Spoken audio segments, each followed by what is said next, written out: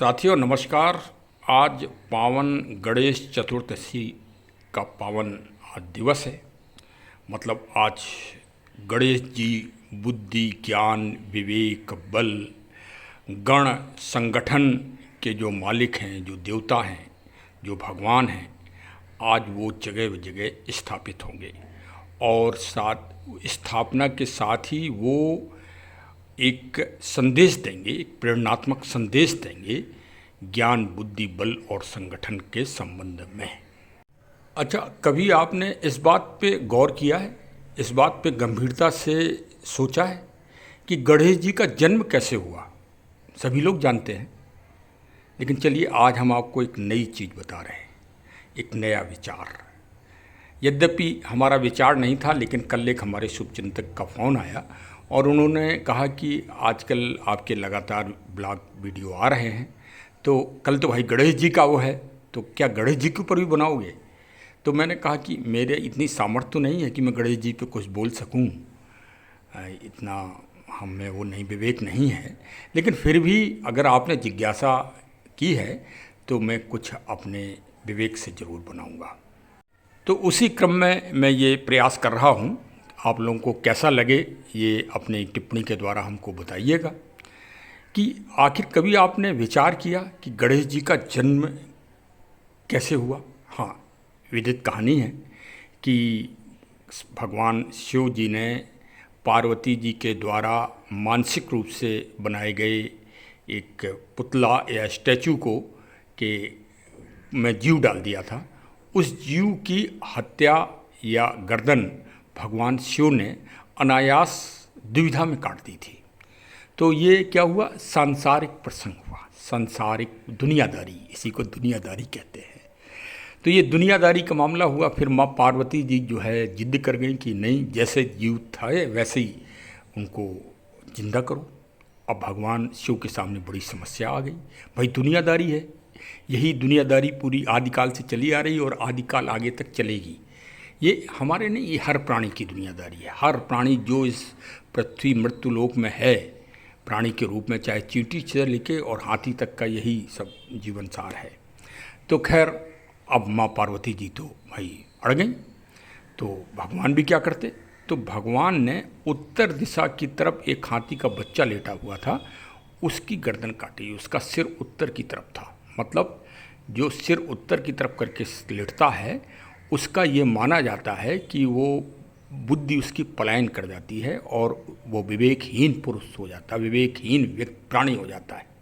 तो भगवान शिव ने विचार किया कि जब बुरा ही करना है, किसी जीव की हत्या ही करना है, तो बुरे के ही उद्धार कर दो।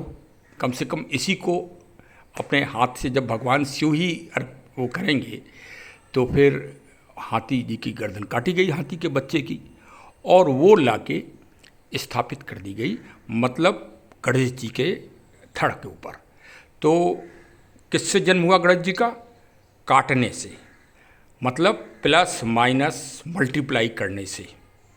सुनते चलिए आप, गणेश जी का जन्म हुआ है प्लस माइनस मल्टीप्लाई करने से, और जिस पे पूरी दुनिया का हिसाब किताब आधारित है, जिसको गणित कहते हैं। और गा से गणित और गा से गणेश, वहीं से दुनियादारी चालू होती है गणेश जी से। गण के मालिक हैं श्री गणेश जी। आज आपको समझ में आ गया होगा कि आखिर गणेश जी को हम सर्वप्रथम क्यों पूछते हैं। जहाँ गण होंगे, जहाँ जन होगा, जहाँ जन समूह होगा, वहीं बल होगा, वहीं शक्ति होगी। बल विहीन, जन विहीन तो कोई हो ही नहीं सकती, कल्पना ही नहीं हो सकती। किसी शुभ कार्य की कल्पना ही आप मत करिए। जहाँ जन समूह उमड़, जल सैलाब उमड़ जाएगा, वहीं समझ लीजिए कि शुभ कार्य होना ही होना है। ये है गणित का असर और श्री गणेशाय नमः का सीधा सीधा भावार्थ। ये है गण से, गण की पूजा ही गणेश की पूजा है। ये तो श्री गणेश जी का पहला महत्व बता दिया। अब दूसरा महत्व भी सुन लो। भगवान शिव ने ये शिक्षा दी गणेश जी के इस प्रसंग से, गर्दन काटने से, कि हे मानव, ये मत समझ लेना कि कोई व्यक्ति अगर उसकी गर्दन कट गई या हाथ कट गया या पैर कट गया या धड़ कट गया तो वो ख़त्म हो गया, मर गया।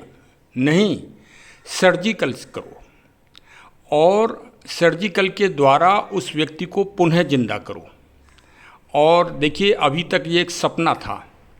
आज विभिन्न जानवरों के पार्ट्स व्यक्ति के शरीरों में लगाए जा रहे हैं। अभी हाल में अमेरिका में एक सर्जरी की गई जिसमें एक पिग मतलब वाराह का हार्ट निकाल के आदमी के कलेजे में, हृदय में लगाया गया बदल के। तो ये क्या है? दुनिया की सबसे पहले सर्जरी अगर दुनिया के किसी साहित्य में, किसी ग्रंथ में, किसी कथा में, किसी भी चर्चित प्रसंग में अगर कोई मामला आया है तो वो गणेश जी की गर्दन का लगने का प्रसंग आया है, सर्जिकल उससे। ठीक है, तो सबसे पहला उदाहरण भगवान शिव ने ये दिया कि हे मनुष्य, घबरा मत, चिंता मत कर, जीवन के आखिरी आखिरी बिंदु तक भी जिंदा रहने का प्रयास मानवता के लिए कर। अब बताइए, भगवान शिव मानवता के जन कल्याण, लोक कल्याण के लिए जहर पीते हैं और लोग बाग कहते हैं भगवान शिव ने किया क्या? अरे जहर ही तो ये पेड़ पौधे पी रहे हैं, वही तो शिव रूप हैं, शिव स्वरूप हैं पेड़ पौधे ही। और भगवान शिव ने भी जहर पिया है ग्रंथों में और सभी कथाओं में। और इसके अलावा सर्जिकल का ज्ञान दिया है पूरे मानवता को, मानव को विचार करने के लिए। आज देखिए वो पुष्पित पल्लवित हो रहा है। अगर ये विचार ना आया होता मनुष्य के मन में तो क्या ये विचार पनपता? तो ये देखिए विचार भी पनप रहा है और आज साकार भी हो रहा है। आजकल लोग बागों के हाथ कट रहे हैं तो सर्जरी के द्वारा हाथ भी पुनः रोपित किया जा रहा है, कटे हुए भाग को। तो गणेश जी का एक ही दूसरा भी ज्ञान है। इसी कारण तो जहर पीने के कारण, सर्जिकल का ज्ञान देने के कारण, प्रकृति के अखंड ज्योति और अखंड पर्यावरण की संरक्षण के कारण ही तो भगवान शिव का पूरा परिवार और वो स्वयं आदि और अनादि काल से पूजे जा रहे हैं। यही तो कारण है। अच्छा, अगर इतनी बात समझ में आ गई हो तो अब मैं आगे एक और प्रसंग कहिए तो मैं जोड़ दूं, अगर अच्छी लगी हो मेरी बात। आप लोग बताते रहे हो कमेंट करके, अरे कमेंट करके बताया करो तो फिर हमारा भी उत्साहवर्धन हो। अच्छा, कभी आपने देखा कि भगवान राम तो राम ही हैं, जिनका नाम लेने से मोक्ष गति प्राप्त हो जाती है। कृष्ण, कभी आपने देखा कि इनके परिवार का कोई भी, इनका बेटा बेटी, इनकी पत्नी किसी की पूजनी हुई? हाँ, माँ सीता जी पूजनी हैं, राधा जी पूजनी हैं, वो तो अलग विषय है, वो तो लक्ष्मी जी की अवतारी हैं। अच्छा, इनके पुत्र पुत्रियाँ कोई पूजनी हुई? अब एक तरफ भोलेनाथ पे आ जाइए, भोलेनाथ और पार्वती जी पे, तो वो तो स्वयं पूजते हैं पत्नी दोनों, और उनके जो पुत्र हैं वो भी पूजे जाते हैं, और उनके गण हैं वो भी पूजे जाते हैं। गण तो और भी ज़्यादा पूजे जाते हैं। और जो उनके अवतारी हैं श्री हनुमान जी महाराज, वो तो गदई लिए पूरी दुनिया में पूजे जा रहे हैं। अब आज की तारीख में हनुमान जी पूरी दुनिया में पूजे जा रहे हैं। वाह सब वाह, कितनी बड़ी खुशी की बात है। तो भगवान शिव का पूरा परिवार पूजा जाता है। उनके जितने गण हैं, नंदी बाबा हों चाहे कोई भी हो, वो भी पूजे जाते हैं। अभी एक देखिए, नंदी बाबा अड़े हुए हैं अपनी बात को सिद्ध करने के लिए। यहीं से थोड़ी दूर गंगा जी के किनारे जो काशी विश्वनाथ है, वो अड़े हुए हैं। और देखिए, हो ना सकता हो कि वो दुनियादारी में कुछ नया सत्य, सत्यम शिवम सुंदरम की कहानी ना लिख दें, क्योंकि वो अड़े हैं। और भगवान शिव के गण जहाँ अड़ते हैं वो सत्य ही होता है, सत्य बात पे अड़ जाते हैं वो। अभी बात ख़त्म कहाँ हुई, अभी तो फिर गणेश जी पे फिर लौट के आ रहे हैं ना। गणेश जी पे बिगड़ लौटे फिर कैसे पूरा सार होगा।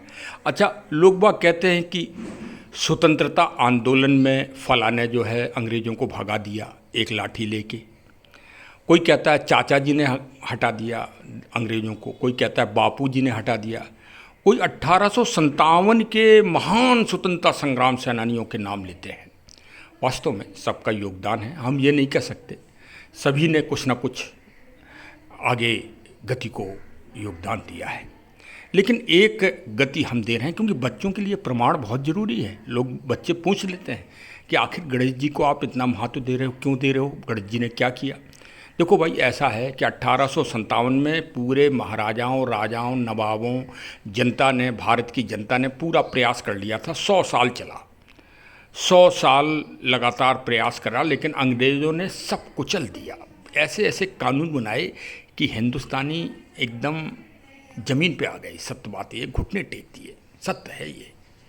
फिर कुछ नए यूथ बच्चे पैदा हुए, जैसे चंद्रशेखर आज़ाद जी, भगत सिंह साहब जी, और भी बहुत सारे, बिस्मिल साहब, सब पैदा हुए और इन्होंने एक तरह से मतलब क्रांति ला दी।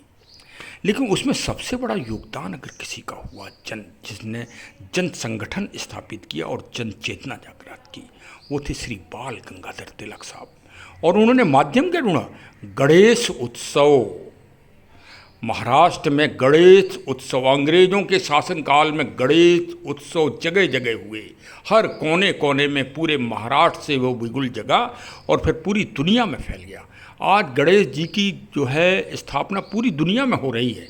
आप चले जाएं, इंग्लैंड चले जाएं, जर्मनी चले जाएं, अमेरिका चले जाएं, कनाडा, ब्राज़ील, कहीं भी चले जाएं, जहाँ दो परिवार भी अगर किसी के हैं, हिंदुओं के, सनातनियों के, या अन्य, अब तो अन्य पे आप कहिए, तो वो भी गणेश जी को अपना बैठा रहे हैं और पूजा अर्चना कर रहे हैं, और उनको उसका प्रतिफल भी मिल रहा है। बगैर प्रतिफल किए कोई व्यक्ति पूछता नहीं किसी भी देवता को। ये सब कहने वाली बातें, ना ना ना, कोई नहीं पूछता। तो गणपति जी को, गणित को अगर मजबूत करना है, संगठन को अगर मजबूत करना है, तो सबसे पहले गणपति जी को पूजिए और हर घर पे बैठा लिए। इसीलिए घर के दरवाजे पे गणेश जी स्थापित होते हैं कि दरवाज़ा ही मजबूत हो जाए, घर ही मजबूत हो जाए। जब आपका घर मजबूत होगा तो आप भी मजबूत हो जाओगे, फिर आपका राज्य भी मजबूत हो जाएगा, फिर आपका गांव भी मजबूत हो जाएगा, फिर आपका देश भी मजबूत हो जाएगा, और फिर मानवता भी मजबूत हो जाएगी। और जब मानवता मजबूत हो जाएगी तो चारों तरफ सत्यम शिवम सुंदरम होगा। चलिए साहब, आज बहुत अच्छा परिचर्चा हो गई गणपति बाबा जी के ऊपर, और फिर अब गणपति बप्पा मौर्य, जय जय गणेश भगवान जी की। और भाई चलिए खुशी खुशी से त्यौहार मनाइए और आनंद के साथ हमारे चैनल से जुड़े रहिए। धन्यवाद धन्यवाद। तो भाई गणेश उत्सव तो मनाना ही है, गणेश उत्सव के साथ शंखनाद और घंटी जरूर बजाइए। घंटी का बहुत बड़ा महत्व है। स्कूल खुलता है तो घंटी से, स्कूल बंद होता है तो घंटी से। पहले हर पुलिस लाइन में हर घंटे पे एक घंटा बजा करता था, जो पूरे नगर में सुनाई पड़ता था। और कहीं कहीं तो अयोध्या हनुमानगढ़ी में ऐसा घंटा लगा है जो पूरे अयोध्या में सुनाई पड़ता है। तो घंटी बजाते रहिए। देखिए दाहिने तरफ एक घंटी बनी है सब्सक्राइबर की, उसको दबा दीजिए और अपने मिलने जुलने वालों को भी हमारा ब्लॉग जो है वीडियो फॉरवर्ड करिए और हमारे चैनल से जुड़े रहिए। बहुत बहुत धन्यवाद धन्यवाद। जय गणपति बाबा की।